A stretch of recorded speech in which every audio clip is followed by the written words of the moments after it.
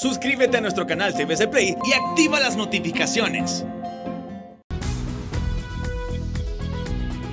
Diciembre, mes de la gente, una sonrisa te cambia de presente. La familia se une y celebra, la Navidad llega en tu corazón. Ya es Navidad, ya es Navidad, se respira en el ambiente una paz tan diferente. Es el mes de las fiestas, de alegría y sorpresas. Llegó para quedarse la Navidad. Oh, oh, oh, ya es Navidad, ya es Navidad. Se respira en el ambiente una paz tan diferente. Ya es Navidad, ya es Navidad. Las sonrisas de la gente son historias que no mienten.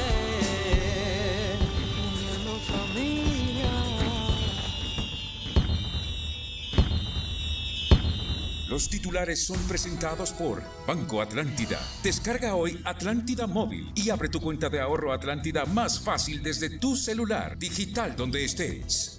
Más de 4 millones de afectados y pérdidas por 45.000 millones de lempiras es el saldo dejado por ETA y IOTA al país, revela informe técnico de la CEPAL. En tanto, las autoridades del Banco Central dicen que a los efectos económicos de ETA y IOTA se deben sumar los de la pandemia, haciendo entre las tres emergencias un impacto en el país de unos 100.000 millones de lempiras. El Banco Mundial aprueba línea de crédito para Honduras por 150 millones de dólares para un programa de emergencia por la crisis climática. La hidroeléctrica Patuca 3 comienza a generar los primeros 5 megavatios de energía, como parte de las primeras pruebas, informa la estatal. Autoridades de salud en alerta frente a una nueva cepa del coronavirus que se descubrió en Europa y llaman a redoblar medidas de distanciamiento social, mascarillas y uso de gel. En nuestra emisión, el balance 2020 en materia de salud y el manejo de la pandemia. CNA presenta nuevos hallazgos en una compra inconclusa de ventiladores mecánicos por parte de Inves que podría caer bajo la figura de dolo. Fallece el carismático periodista Melvin Paguada de la Corporación Televicentro, llenando de luto al gremio periodístico. El gremio empresarial ligado a la banca despide también al destacado empresario y político Gilberto Picho Goldstein, un hombre caracterizado por su labor conciliadora. Sepulta el resto del periodista Pedro Arcángel Canelas, asesinado en Dulce Nombre de Culmí en Olancho, y es el quinto que es asesinado en lo que va de la pandemia en Honduras, lacerando así la libertad de expresión. Otorgan detención judicial a los imputados en el crimen de una doctora en Atlántida. Entre ellos se encuentra implicada una hermana. Sandinistas cierran paso a la oposición política en Nicaragua. El Reino Unido se confina por nueva cepa y la Organización Mundial de la Salud pide no caer en pánico. Los titulares fueron presentados por Banco Atlántida. Abre tu cuenta de ahorro Atlántida más fácil desde tu celular. Descarga hoy Atlántida Móvil, digital donde estés. Este es su noticiero TN5 Estelar con Ulises Aguirre y Cristina Rodríguez. Buenas noches, Honduras. Bienvenidos a una nueva emisión de Noticias. Ulises. Lo invitamos a compartir con todos nosotros el bloque informativo que este día hemos preparado para todos ustedes. La noticia del día es presentada por Claro Hogar. En esta Navidad, recibí internet de 50 megas en tu paquete Claro Hogar de $50.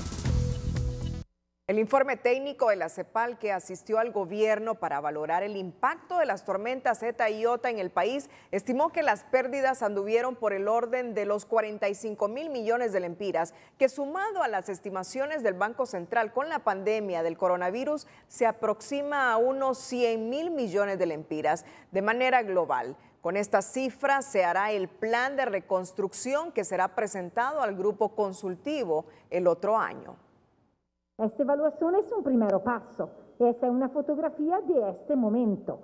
En efecto, el informe de la CEPAL de los daños y el impacto económico de las tormentas tropicales ETA y IOTA en el país es una especie de radiografía, una fotografía en blanco y negro que recoge el drama humano que aún viven miles de familias. Tenemos 2.5 millones de personas afectadas, tenemos personas en albergue, tenemos una brecha humanitaria que estamos intentando de cubrir, pero esta es la realidad primaria, la prioridad en este momento para Honduras es naturalmente la respuesta humanitaria. Y esa es como la consigna de este informe de la CEPAL, atender la crisis humanitaria para luego poner la mirada en el grueso de la reconstrucción nacional. Este evento de los 2 huracanes es un evento que tiene claramente un rostro humano, ¿ok? La mayor afectación es en los sectores productivos.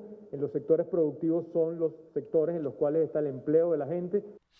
La CEPAL estima que ETA y IOTA tuvo un impacto de 45.676 millones de lempiras y que el sector privado es el más afectado con 36.210 millones de lempiras y el sector público con 9.458 millones, y se suman las pérdidas del confinamiento para llevar una sola estadística al Consejo Consultivo. Ya combinado lo que nos venía afectando la pandemia y estos efectos, pues obviamente superan los 100.000 millones de lempiras. Honduras llevará estos números al país anfitrión y al Consejo Consultivo que se instalará en ese lugar aún por definir. Está claro que ahí se amarrarán los compromisos de préstamo que ya adelantó el Banco Centroamericano, el BID y el Fondo Monetario Internacional, y se buscarán otros créditos en la banca internacional. Bien complicado decir condónenme y al día siguiente salir a pedir financiamiento. Hay que honrar los compromisos.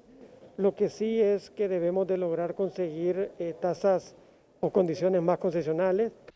Con todos estos insumos en los primeros días del mes de enero del 2021, el Grupo de Notables o Técnico Asesor de Honduras, el Gabinete de la Reconstrucción y el equipo de la CEPAL se sentarán en una sola mesa para definir la prioridad en atención primaria de todo el proceso de reconstrucción nacional, consenso que luego se estampará en el Consejo Consultivo.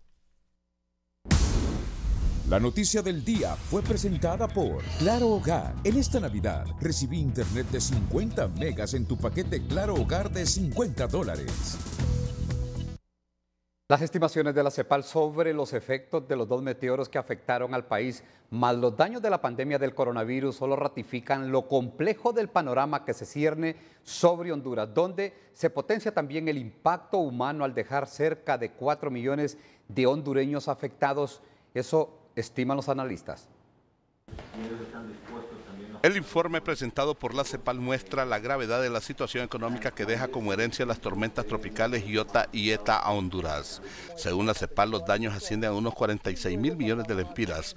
Esto causa sorpresa entre los especialistas, quienes creen que el perjuicio en infraestructura vial, productiva, económica y social es mayor. Hasta por percepción, intuición de que se ha dañado la región más productiva del país y que esto solo representa prácticamente el 7 u 8% este daño de estos 2 fenómenos naturales, no hay coherencia con respecto a otras evaluaciones.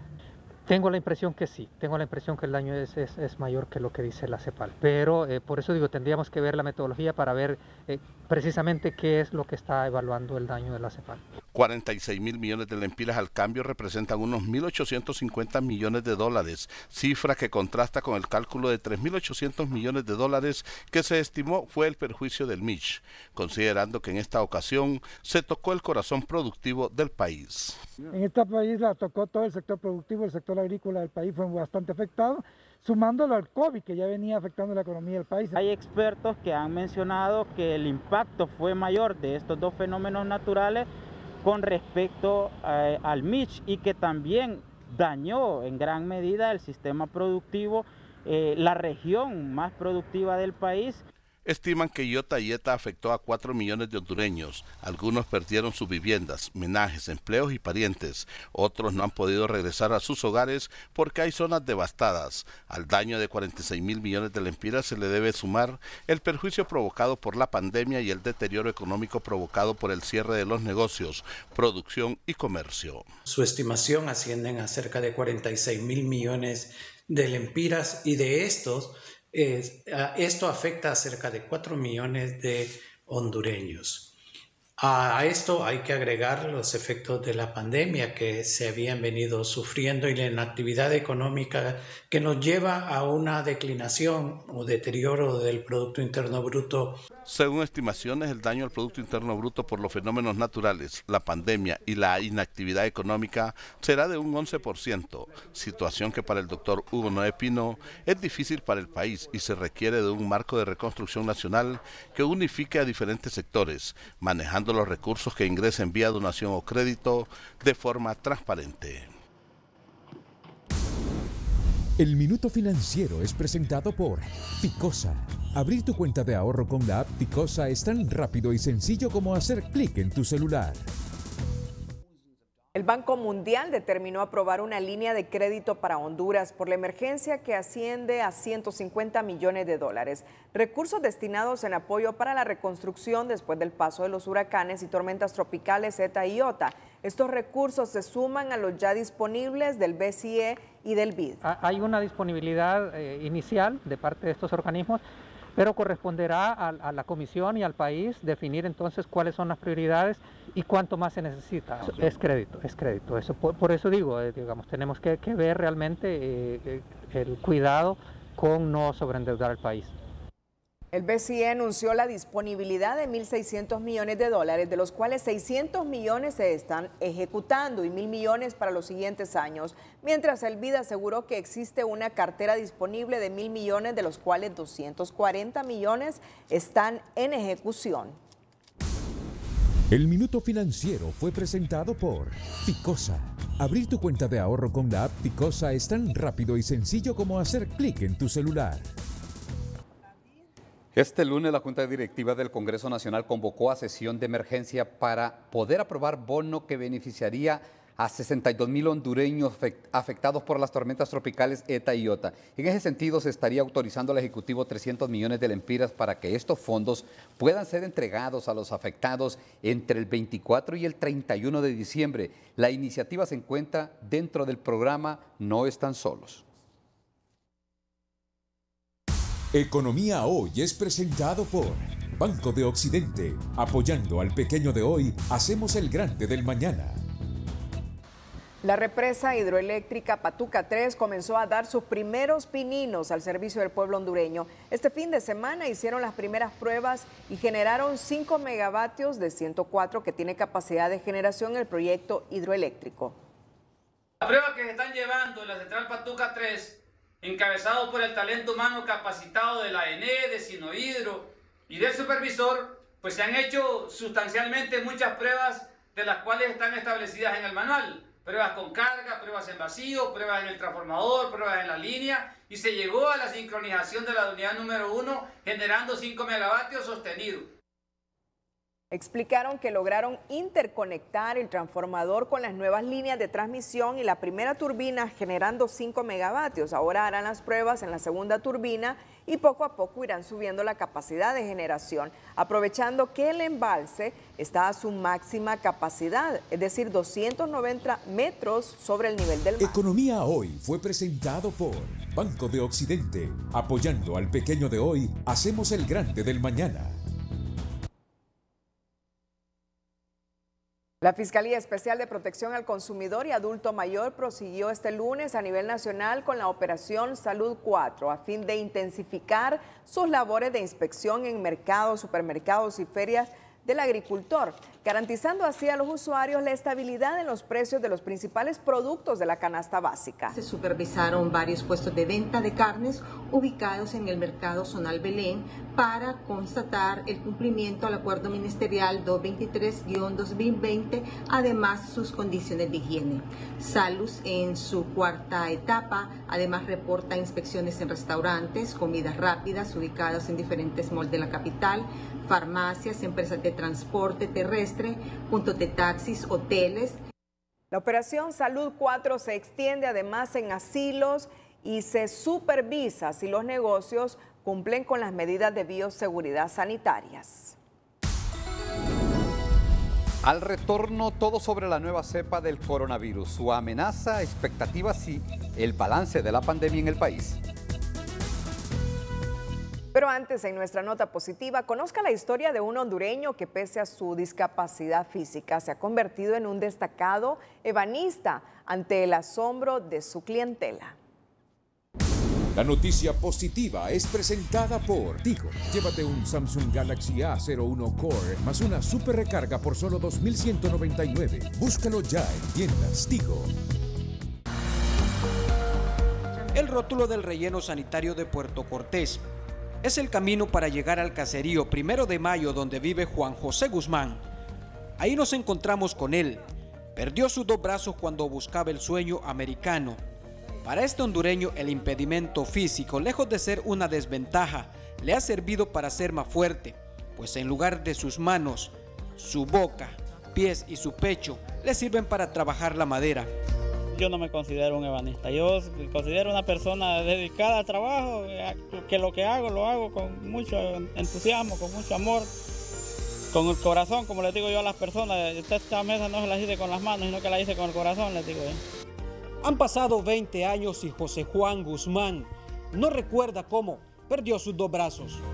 La sonrisa no la ha perdido, pero sí nos confesó que a su regreso tuvo que quemar las fotografías, donde lucía joven y con sus miembros completos.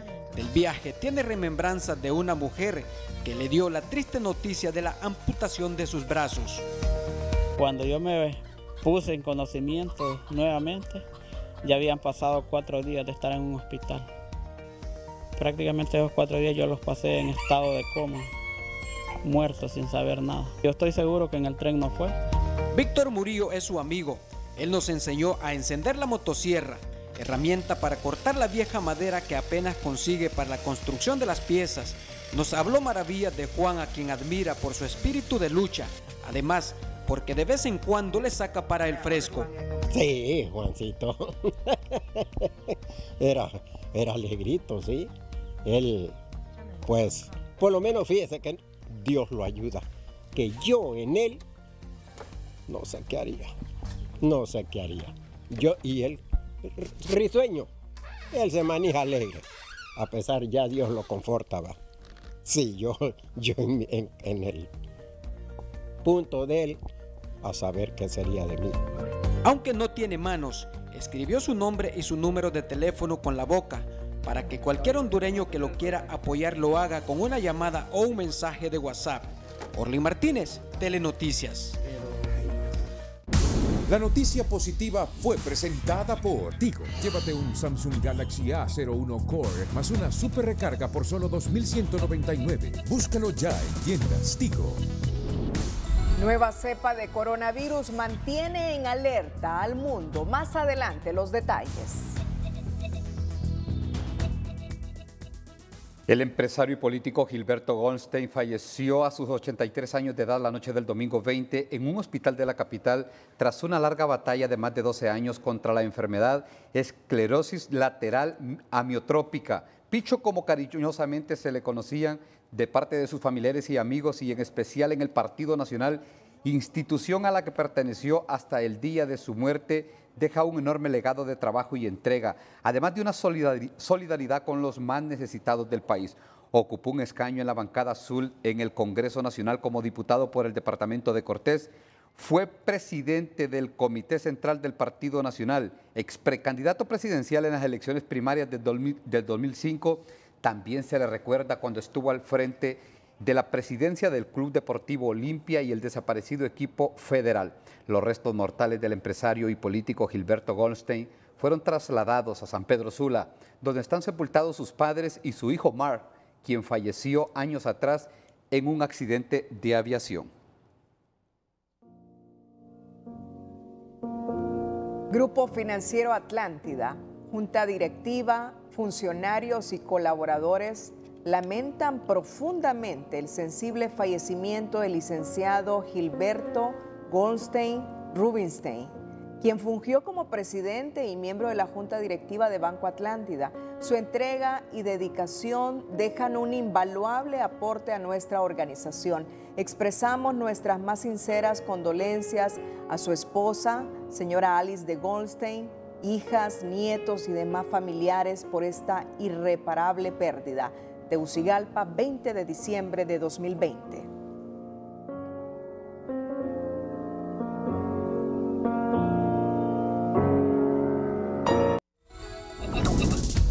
El precio del dólar y el euro es presentado por Bacredomatic. Con tus ahorros y compras ganas paquetes de vida resuelta. Inscríbete y acumula números electrónicos para ganar.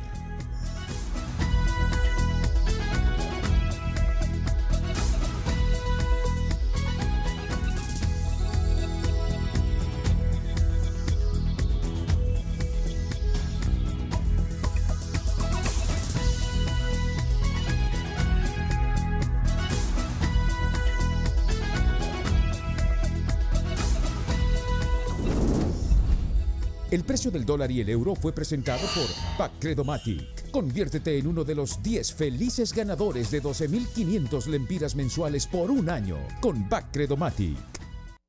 El surgimiento de una nueva cepa de coronavirus en el Reino Unido tiene también sus valoraciones en el país, entre quienes dicen que los virus mutan constantemente y este parece tener una capacidad más infecciosa, y los que recomiendan al gobierno tomar precauciones y no descartar la prohibición de pasajeros procedentes de ese país. La aparición de una nueva cepa del coronavirus que provocó alarma en varios países del mundo no es un tema indiferente en Honduras, donde la preocupación es aún mayor al tomar en cuenta que en las últimas semanas se presentó un considerable incremento de casos de COVID-19 en el país. De acuerdo con el científico hondureño Marco Tulio Medina, esta mutación posee un 70% más de capacidad infecciosa.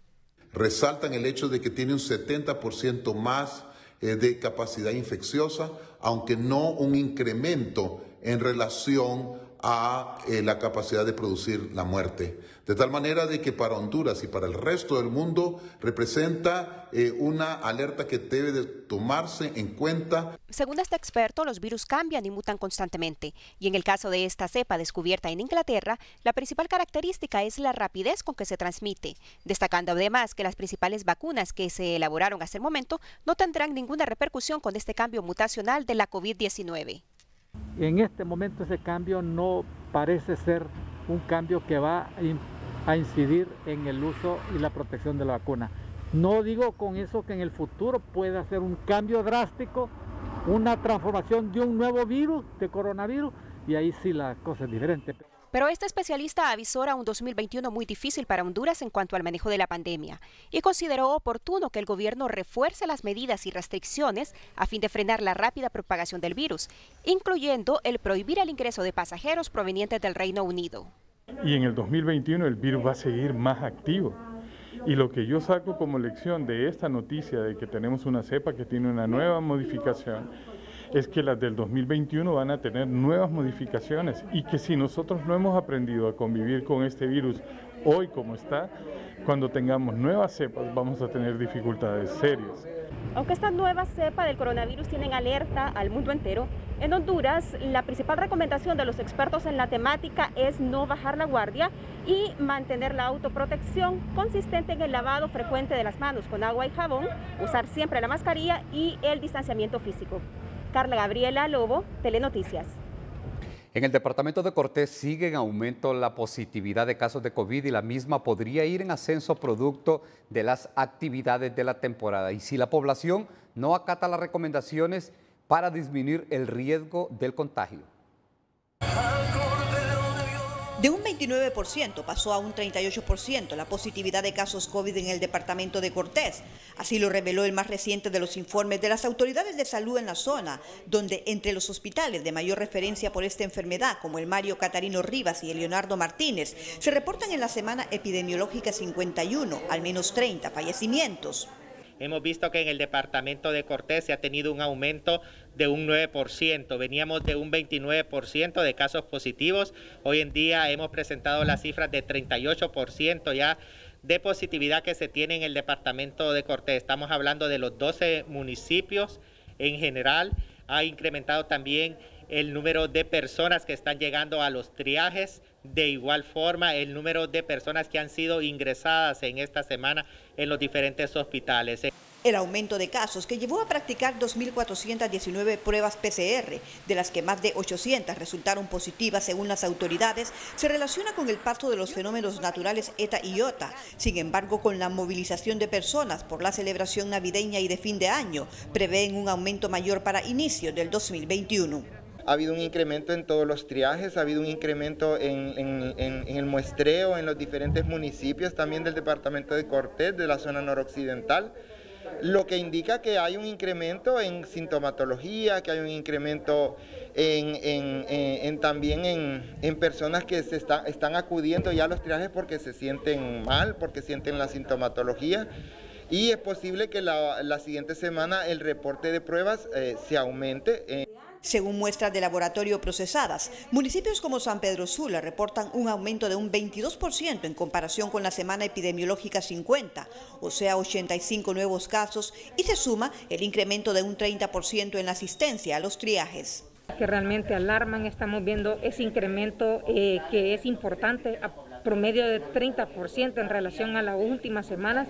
Actualmente donde más aumento tenemos es en el Colegio de Ingenieros Civiles, que es el triaje que trabaja a las 24 horas, ha aumentado un 29% la afluencia de personas, en Expocentro un 20% y en el triaje de Infop, que este triaje usualmente es el que menos atenciones tenía, ahora tiene un incremento del 22%.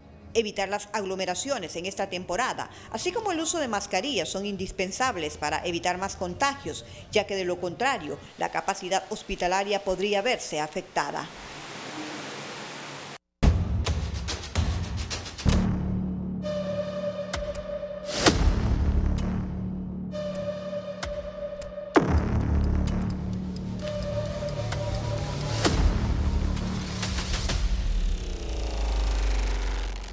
Iniciamos nuestro balance 2020 con los hechos que marcaron el presente año. Abrimos con el área de la salud y hoy en un resumen de Gabriela Andino le traemos lo más relevante desde que apareció el coronavirus y sus altibajos.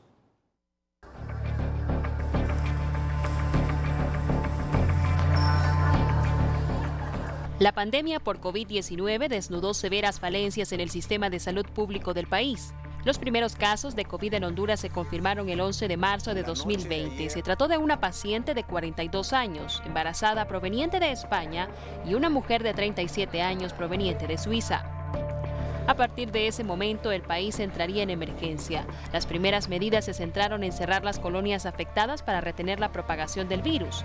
La primera de ellas fue la colonia Lincoln, sobre la cual se montó un cerco epidemiológico. Luego fueron saliendo las otras colonias en la capital. El 16 de marzo el gobierno anuncia el toque de queda con la suspensión de algunas garantías constitucionales. El país se empieza a cerrar ante la emergencia. Para evitar un desabastecimiento de alimentos y combustible se autoriza la salida de transporte dedicado al rubro, el del combustible y los bancos a través de los dígitos y salvoconductos. En los meses de abril y mayo, los reportes de salud indicaban que los afectados eran en su mayoría personas con enfermedades bases, entre ellos hipertensos y diabéticos. Asimismo, el impacto de la COVID-19 se hacía sentir en el personal de salud. La primera línea de defensa había sido penetrada por el virus. La emergencia empieza a sombrear parte del país, en especial el departamento de Cortés y el Distrito Central, pero también los departamentos de Valle y Choluteca, donde se empieza a generar alarma. Surgen los llamados centros de triaje. El gobierno abre los primeros en Tegucigalpa, las municipalidades hacen lo propio en su zona, los empresarios levantan la bandera en el norte y luego el gobierno anuncia una estrategia masiva de tamizaje con las brigadas médicas y la apertura de centros de triaje en conjunto con las municipalidades ante la propagación del virus por casi todo el país. La estrategia de contención ante una pandemia que ya rebasaba las capacidades del sector salud se concentró en el programa Fuerza Honduras, mediante el cual se habría trasladado 250 millones de lempiras a las municipalidades para el manejo de los triajes. En medio de la emergencia, las autoridades del Colegio Médico lanzaron una propuesta de prevención y contención. Tuvieron un primer acercamiento con las autoridades de salud, pero su propuesta no fue considerada y las pláticas se enfriaron.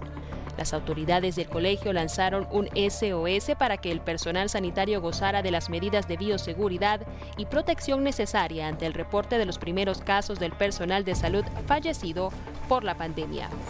La dimensión de la velocidad de la pandemia hizo sentir fuerza en los meses de junio a agosto, cuando se dispararon los casos y se empiezan a desbordar los hospitales. Entra también el manejo dudoso de las cifras oficiales, pues los datos de SINAGER se contradecían con los mismos boletines y los reportes de las funerarias. Durante ese tiempo, la salida de cadáveres de los hospitales era constante. El cementerio COVID-19 estaba abarrotado y las imágenes desgarradoras empezaron a conmover a la sociedad. En departamentos como Cortés, Francisco Morazán, Islas de la Bahía, Olancho, Santa Bárbara, se comienzan a sentir el desborde, con hospitales colapsados, falta de insumos y una cifra récord de 25 muertes diarias en regiones de Francisco Morazán y el Valle de Sula. Las proyecciones no eran alentadoras, pues el virus no daba tregua. Los datos oficiales seguían siendo inciertos, los resultados reales de positividad y muerte hicieron colapsar también el Laboratorio de Virología Nacional. A la fecha se contabilizan más de 117.022 casos de COVID-19 a nivel nacional y el país sobrepasa la cifra oficial de más de 3.000 muertes. Las proyecciones previstas para este año fueron rebasadas y para el 2021 la COVID-19 seguirá poniendo a prueba el sistema de salud y desnudando aún más sus debilidades.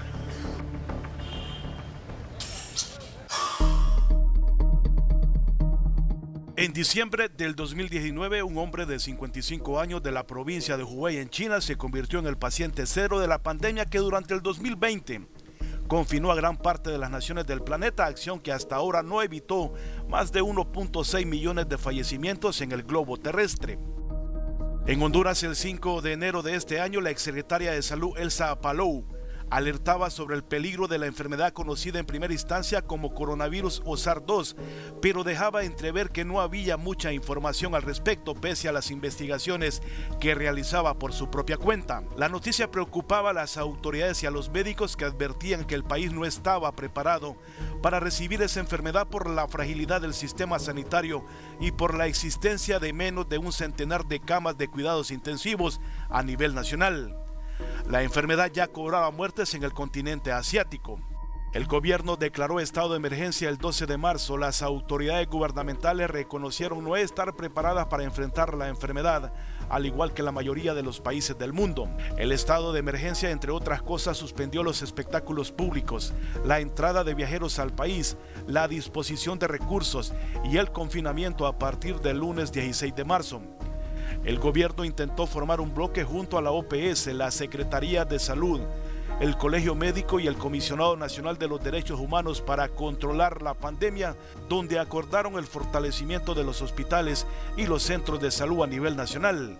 Sin embargo, el gremio se retiró por no compartir cómo se manejaba la pandemia y porque sus propuestas no fueron consideradas. El Colegio Médico propuso la creación de una mesa de alta gerencia técnico-científico que al final no se dio. En una conferencia de prensa calificó como desacertadas las decisiones del gobierno, quien alentó el surgimiento de la plataforma Todos contra el COVID-19, integrada por reconocidos epidemiólogos e infectólogos del país.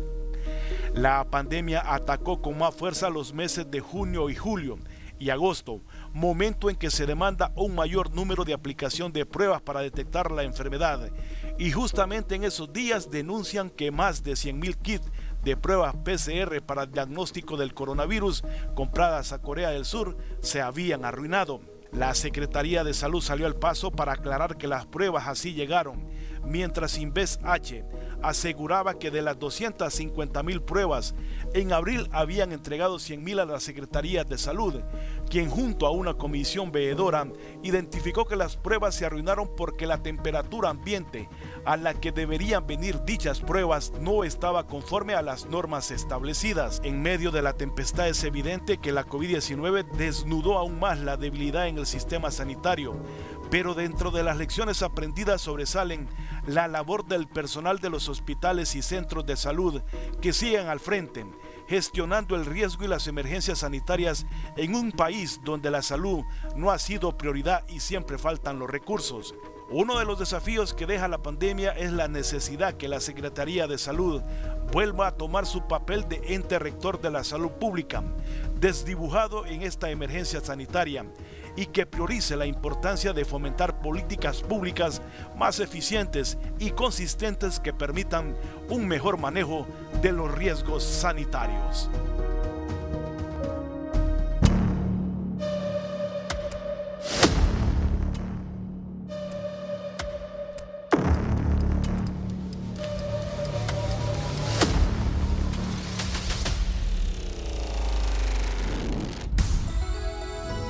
Más adelante, el CNA sigue denunciando irregularidades en las compras de equipo para la emergencia por COVID-19.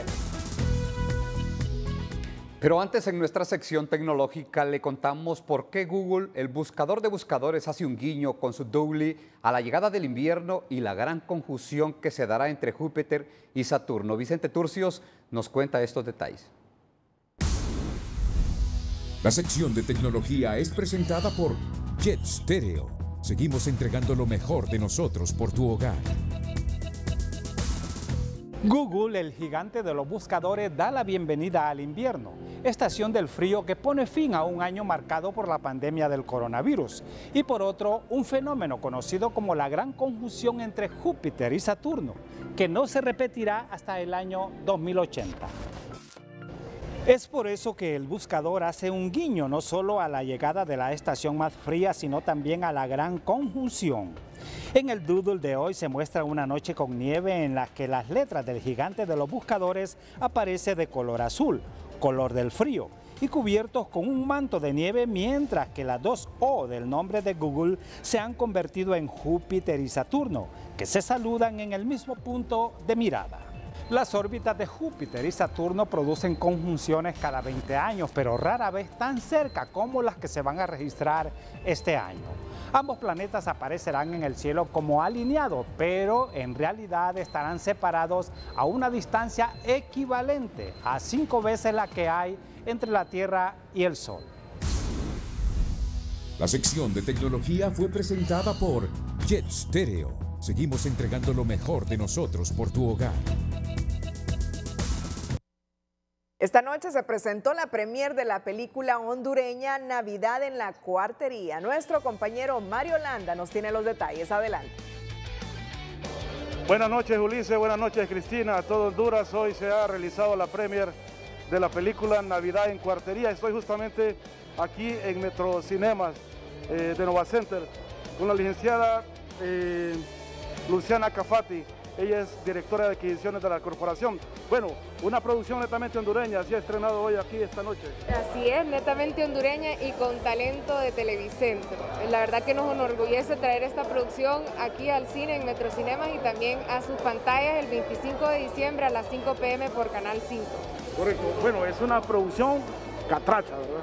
Catracha y escrita, dirigida y diseñada por nada más y nada menos que el corazón de Televicentro. Correcto, todo el personal, los actores son de Televicentro. Exacto, los actores son de Televicentro y nos traen 3 historias muy lindas que nos van a hacer reflexionar, pero sobre todo reír y en familia.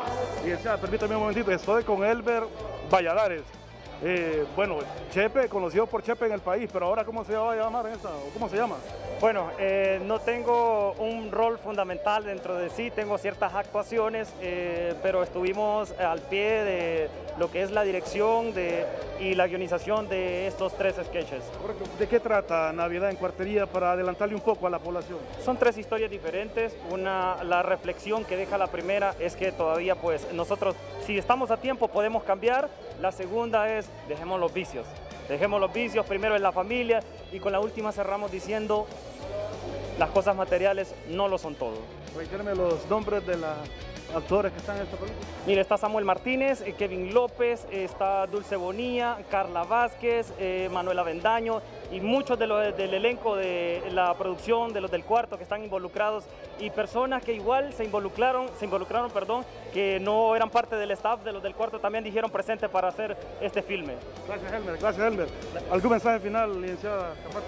Pues quiero decirles que para nosotros lo que más queremos esta Navidad es que puedan disfrutar de esta producción.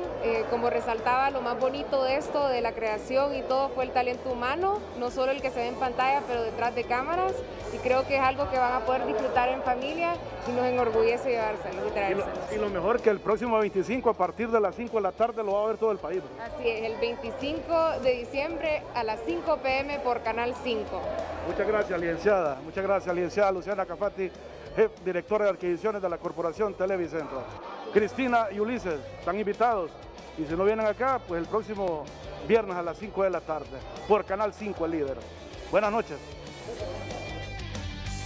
Ahí estaremos pegados, Ulises. Bueno, y que cae un día 25 Claro, donde todo el mundo esté en sus casas, se puede desplazar a ver esta producción y que nosotros hemos visto, bueno, que estamos involucrados aquí entre el personal de Televicentro, pues todo el trabajo que han hecho estos muchachos, la entrega que le han puesto a este trabajo, a esta producción hondureña, a esta producción que sale pues del corazón de Televicentro. Sí, una producción totalmente, el guión, todos los actores, hay un talento realmente dentro de Televicentro y qué bonito ver a todo el equipo ahí ya listo para el 25, que pueda verlo, si ya la perdió hoy, pero invitamos a todo el pueblo hondureño a que esté en punto de las 5 de la tarde sintonizando ahí esta película Cuartería, Navidad en la Cuartería. Caras conocidas, sí, muchas de ellas, muchas. Pero algunas otras le va a resultar a usted una sorpresa cuando usted la mire y la aprecie el trabajo que han hecho y la capacidad actoral que tienen todos ellos. Y por supuesto, recuerde por Canal 5, El Líder.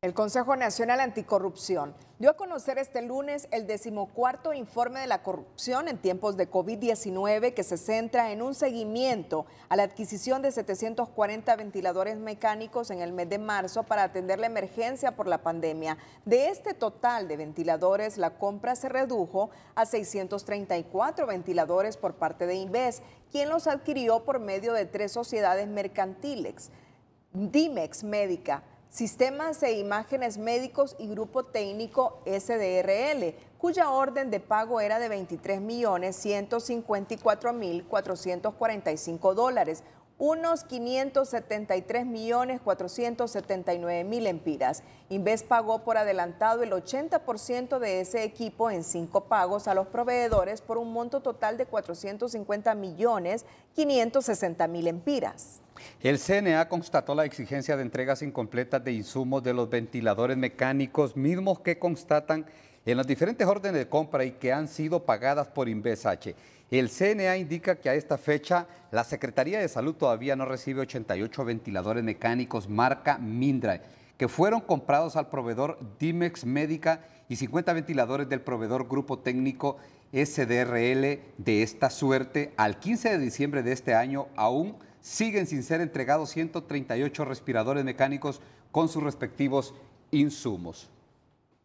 En su informe, el CNA revela que no existió un plan de elaboración de salas de UCI para el uso de los ventiladores y según expertos consultados por el CNA, se necesita de un equipo de trabajo conformado por un internista, un licenciado en enfermería y auxiliar para operar los mismos. El CNA logró demostrar que hay 8 ventiladores de marca Norstern, modelo Crius B6, que no son funcionales para la unidad de neonatología en pacientes que pesan menos de 4 kilogramos. En cambio, en la orden describe que sí pueden ser utilizados para esta área. Finalmente, el CNA concluye que este accionar de Inves solo demuestra que favoreció a las sociedades mercantiles, ya que cumplieron con la entrega y estarían ante un hecho doloso por desconocimiento de la ley de contratación del Estado.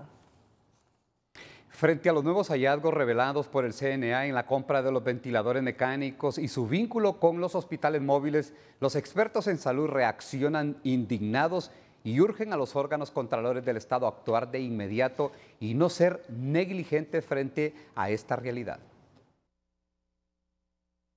El Consejo Nacional Anticorrupción denunció que existió negligencia por parte de Inves H en la compra de 740 ventiladores mecánicos al señalar que solo se cumplieron 2 órdenes de entrega de 5 que pagaron por adelantado a los proveedores por un monto de más de 450 millones de lempiras. 2 meses después de erogar multimillonarios fondos, la Junta Interventora de dicha institución envió un oficio a la Secretaría de Salud informando de una reducción del pedido original por 106 ventiladores y limitando la adquisición a 634 unidades con sus accesorios. Que hasta el 15 de diciembre solo se han completado 2 de las 5 órdenes de compra, lo que se traduce en un faltante de 138 ventiladores.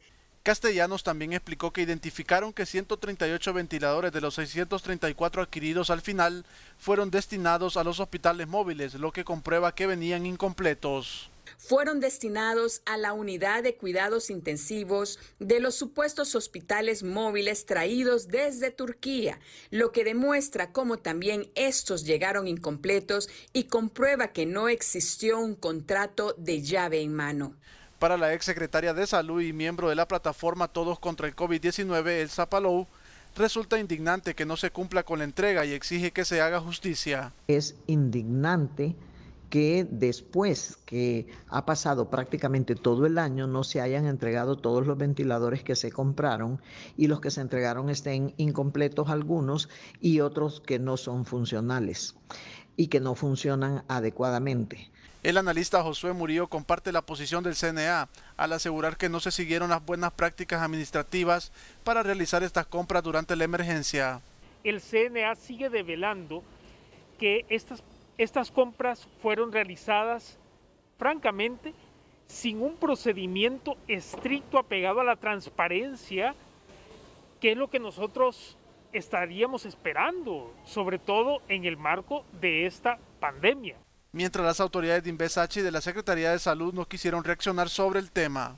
Este 14º informe del CNA solo se suma a la gran lista de informes que ha presentado esta organización de sociedad civil, donde solo pone en evidencia el mal manejo de las compras durante la pandemia.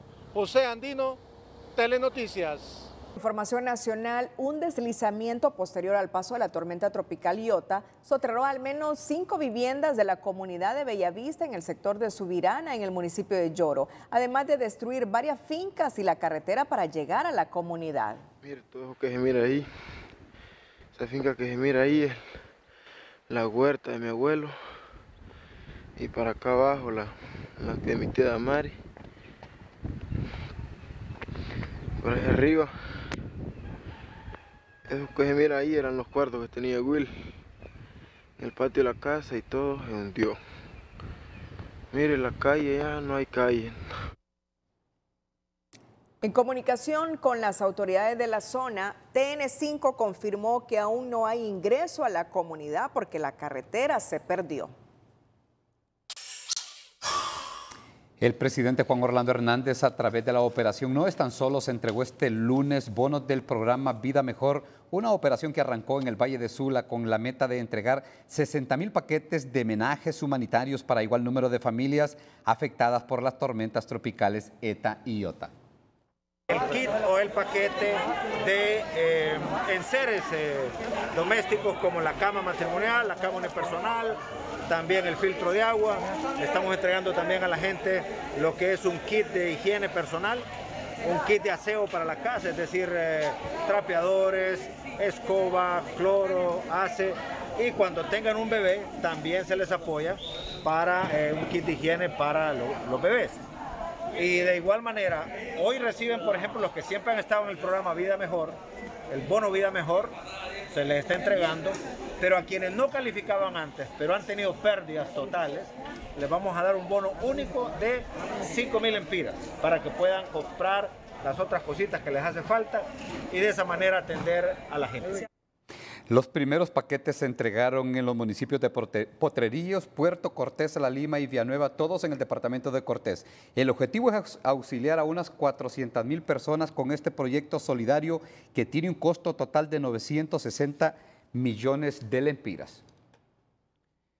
Bueno, y este lunes partió a lo ignoto uno de los periodistas más apreciados del país, nuestro compañero en Telenoticias Matutino y Televicentro, Melvin Paguada, quien será recordado por su vocación de servicio y su entrega total al trabajo. Sus restos fueron sepultados esta misma tarde en el cementerio capitalino. Así era don Melvin Fernando Paguada, apasionado, entregado a su trabajo y comprometido con su profesión. Hoy, a sus 69 años, dice adiós. Sin embargo, su legado permanecerá vivo entre sus colegas, televidentes y entrevistados que lo acompañaban cada mañana en el mismo punto de encuentro, el aeropuerto Toncontín. Bueno, la gente que tuvo la oportunidad de compartir con él saben, tienen muy buenos recuerdos, que tengan muy buenos recuerdos, que la vida es pasajera y que existe una vida eterna, ¿no? Y allá pues nos vamos a encontrar. Oriundo de la ciudad de Olanchito Lloro, se desempeñó en sus primeros años como comunicador en la prensa deportiva y luego en Noticias Generales, trabajando por más de 40 años para Televicentro y Emisoras Unidas. Trayectoria que fue reconocida con el premio Rosario Sagastume de Ferrari durante la celebración del Día del Periodista Hondureño en 2018. Y Melvin permanentemente estaba en el aeropuerto, Gaby, cubriendo la fuente, y desde las 5:30 de la mañana pendiente de todo lo que sucedía en el aeropuerto Toncontín. Y créame que la trayectoria de él es una trayectoria digna de admirar, que nos llena a nosotros, los periodistas que estamos todavía en este camino, nos llena de mucha esperanza, de mucha energía, de mucha fuerza, seguir un legado de mucha transparencia, de mucha honestidad, de mucho trabajo, de mucha entrega en el periodismo. Don Melvin, como de cariño se le llamaba en los pasillos, se caracterizó por ser un hombre de carácter noble. Su carisma permitió que los colegas que junto a él compartieran espacios desde su amado aeropuerto expresaran su pesar y consternación a través de las redes. Mensajes de despedida y respeto adjuntas a imágenes que según ellos nunca serán olvidadas. Era muy entregado a su trabajo y en su trabajo siempre fue una persona honesta. Siempre lo recuerdo como un maestro de la televisión y siempre lo vamos a tener en nuestros corazones, nunca lo vamos a olvidar.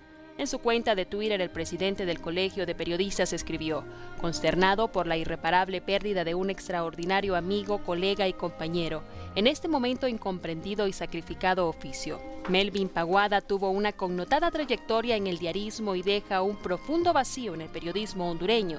Que de Dios goce, apreciado amigo. El periodista Melvin Paguada fue sepultado este lunes en un cementerio de la capital, hasta donde lo acompañaron sus amigos y familiares. Es tiempo de un nuevo consejo comercial al retorno de detención judicial para implicados en crimen de doctora de la Ceiba. También el balance 2020 sigue golpeando a la prensa hondureña.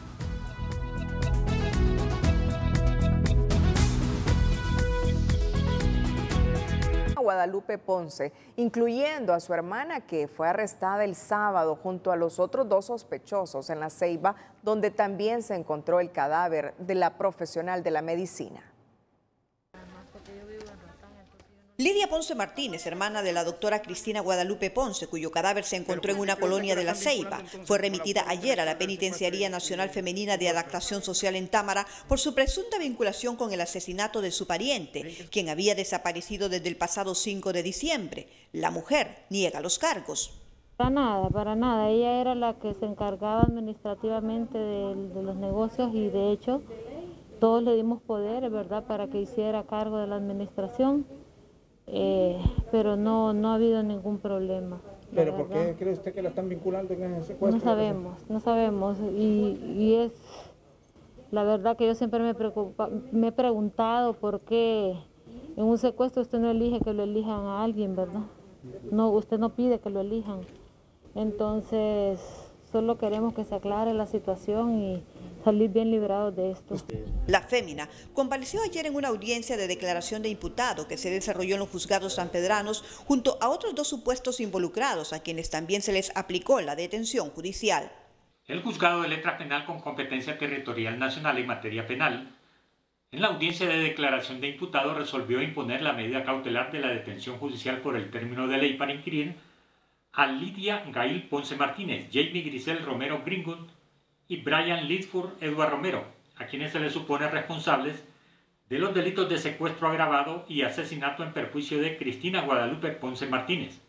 En el Ministerio Público aseguran contar con las pruebas suficientes de la participación de los detenidos en este hecho, en el que se investiga como móvil la disputa de una herencia, aunque han surgido otras hipótesis que ya son objeto de investigación. Hay suficientes elementos donde se revela la participación de cada uno de ellos en este hecho, elementos que serán presentados el día miércoles en la audiencia inicial. Bueno, reitero, hay pruebas científicas, hay pruebas testificales que apuntan la participación de cada uno de ellos en este hecho y la forma también como le dieron muerte a la joven doctora. Las 2 mujeres y el hombre fueron detenidos el sábado tras allanamientos ejecutados por las autoridades en La Ceiba. Horas después se encontró el cadáver de la doctora. En medio del dolor, la impotencia y una profunda consternación fueron enterrados este día los restos del comunicador social Pedro Arcángel Canelas, asesinado vilmente este fin de semana en su casa de habitación en Dulcenombre de Cumí, en el departamento de Olancho. Este día fueron sepultados los restos mortales del comunicador social Pedro Arcángel Canelas en el cementerio Jardines del Recuerdo, hasta donde llegaron amigos, familiares y colegas para dar el último adiós. El presidente de la APH en Olancho lamenta el asesinato de otro comunicador social en el país. Nos indica el estado de indefensión en que estamos viviendo. Usted sabe que aquí en el departamento ha habido un promedio de 5 asesinatos diarios.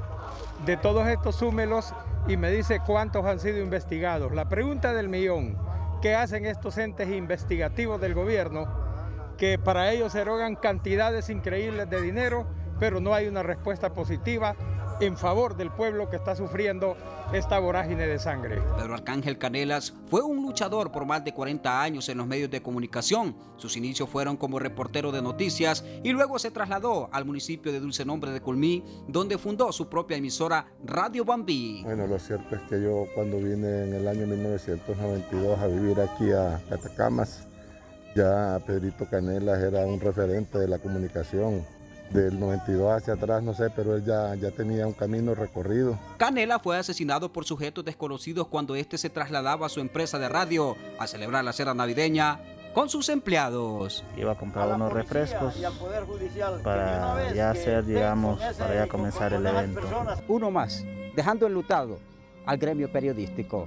Alex Ordóñez, Telenoticias.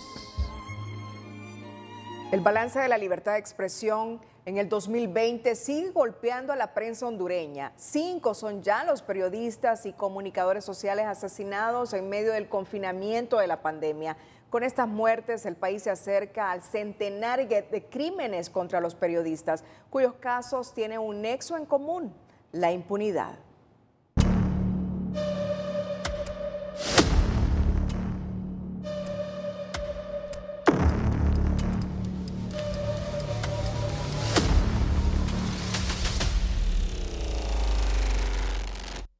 La crisis por la pandemia del coronavirus no ha detenido los crímenes contra comunicadores sociales y trabajadores de medios de prensa, advierten organismos de derechos humanos que llaman a resolver estas muertes que ya rondan el centenar en Honduras, 4 en 2020, la mayoría en la absoluta impunidad. No puede ser que ha pasado casi una década y hay muchos casos que todavía no han concluido en su investigación. Las familias de nuestros compañeros, fotógrafos, camarógrafos, editores, dueños de medios de comunicación, tienen derecho a saber qué pasó con sus parientes. Por eso reiteramos que esta impunidad nos vuelve más vulnerables en el ejercicio de la profesión y en la preservación de la libertad de expresión como un derecho natural de todos los hondureños. El pasado sábado, la Asociación de Comunicadores Sociales de Catacamas confirmó la muerte de uno de sus agremiados, empresario de la comunicación, Pedro Arcángel Canelas, de 59 años, asesinado en Dulcenombre de Culmí, Olancho, crimen que exigen no quede en la impunidad. Se está todavía construyendo la hipótesis en base a la evidencia y la recolección de indicios que se encuentran, así como información del caso. Así que vamos a esperar pues que todo eso sea analizado para ya tener hipótesis que permitan identificar a los autores y los móviles del por cual ocurrió este hecho. Recién el nuevo relator para la libertad de expresión reconoció que aún en tiempos de pandemia la libertad de expresión sigue bajo amenaza en los países del Triángulo Norte de Centroamérica, donde campean las amenazas, la intimidación o obstaculización al trabajo y peor aún la muerte de comunicadores sociales. Ya puede ser de crimen organizado, ya puede ser las secuelas del narcotráfico, ya puede ser secuela personal o de cualquier otra naturaleza, pero tiene que investigarse. Ya el gremio periodístico suficiente golpes se le ha dado y no es con balas que se va a callar, la verdad en Honduras. Otros asesinatos contra periodistas y empleados de medios de prensa durante la crisis por el coronavirus son los perpetrados contra Luis Almendares, ocurrido en Comayagua el 20 de septiembre pasado. Antes, en la Ceiba Atlántida, fue asesinado Germán Vallecillo Hijo, periodista, junto con su camarógrafo Jorge Posas, en julio de 2020.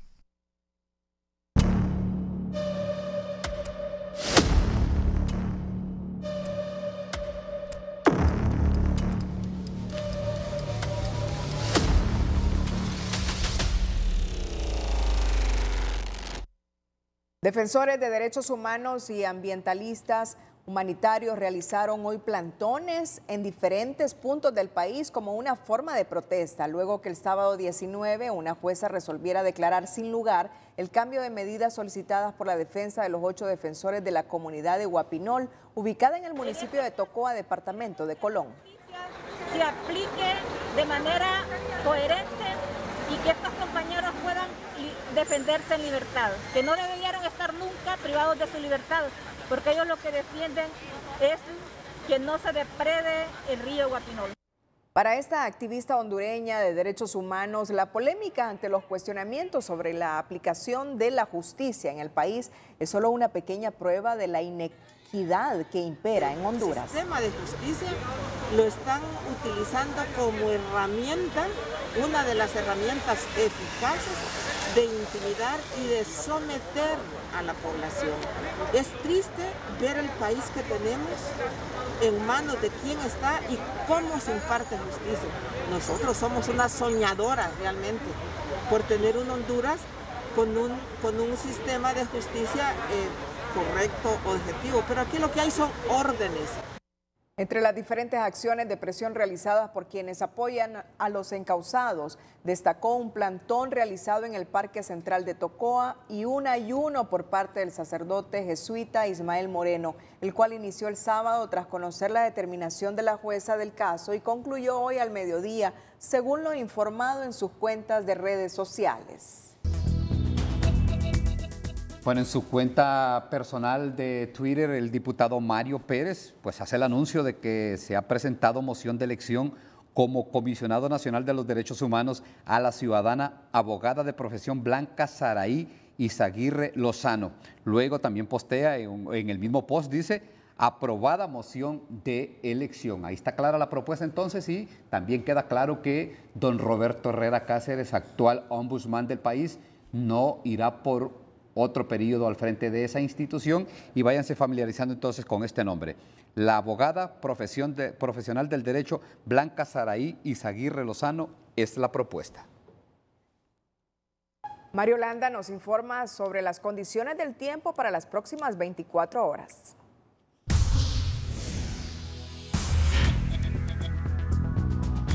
Muchas gracias. Jairo García es el pronosticador de turno. ¿Cuál será el estado del tiempo para las próximas horas? Bueno, buenas noches. Para las próximas horas lo que vamos a estar haciendo modulados es por una cuña débil de alta presión que podría estar generando precipitaciones débiles en la parte norte del país, noroccidente y algunas áreas de la región oriental y algunas áreas de la región central, pero son de acumulados bajos. Para los próximos días esperamos el ingreso de un frente frío, especialmente el día 25, que podría modular las condiciones de lluvias y temperaturas en el país, especialmente dando precipitaciones en la parte norte y descensos de temperaturas a nivel nacional, más o menos ahí entre aproximadamente 3 grados menos respecto a lo que estamos sintiendo en este momento. Por ahora temperaturas frescas nada más.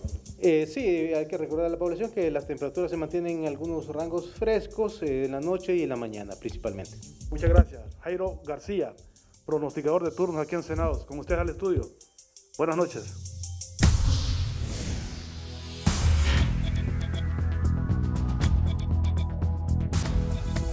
El hecho, la frase y la imagen del día con Telma Mejía. No te vayas a la cama sin conocer es presentado por Diunsa.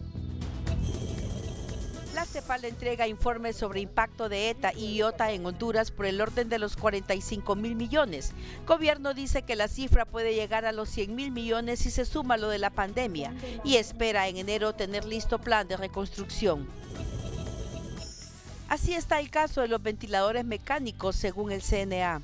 Que hasta el 15 de diciembre solo se han completado 2 de las 5 órdenes de compra, lo que se traduce en un faltante de 138 ventiladores. La libertad de expresión sigue de capa caída. Otro periodista es asesinado y con él suman 5 los crímenes contra la prensa en la pandemia. Y el país se acerca al centenar de decesos con un hilo en común: impunidad. No te vayas a la cama sin conocer fue presentado por Diunsa. Sí. Cerramos la emisión estelar en minutos, falsa identidad. Pero antes de las 5 de TN5, a todos gracias, buenas noches.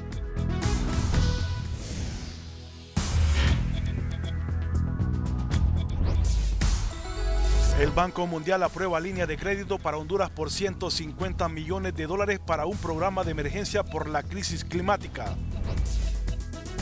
La hidroeléctrica Patuca 3 comienza a generar los primeros 5 megavatios de energía como parte de las primeras pruebas, informa la estatal. Autoridades sanitarias en alerta frente a nueva cepa del coronavirus que se descubrió en Europa y llaman a redoblar medidas de distanciamiento social, mascarillas y el uso de gel.